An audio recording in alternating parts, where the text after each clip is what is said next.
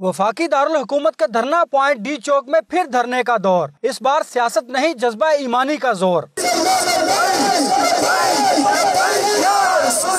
लाहौर से चली तहरीके लब्बैक या रसूल अल्लाह सल्लल्लाहु अलैहि वसल्लम। रैली के शुरका लंबे सफर के बाद भी ताजा दम। सर्द रात ने भी अज़्म को कमजोर नहीं होने दिया। अंधेरे छटते ही डी चौक खत्मे नबुव्वत सल्लल्लाहु अलैहि वसल्लम के हक में नारों से गूंज उठा।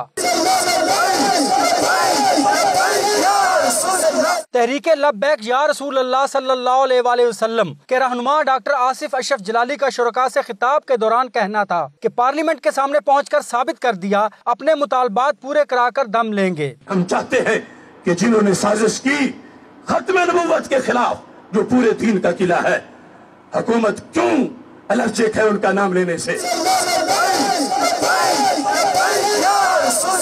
रैली के पेश नजर सिक्योरिटी के इंतहाई सख्त इंतजाम देखने को मिल रहे हैं। डी चौक को कंटेनर्स लगाकर मुकम्मल बंद किया गया है। पुलिस और एफसी की मजीद नफरी भी पहुंच चुकी है।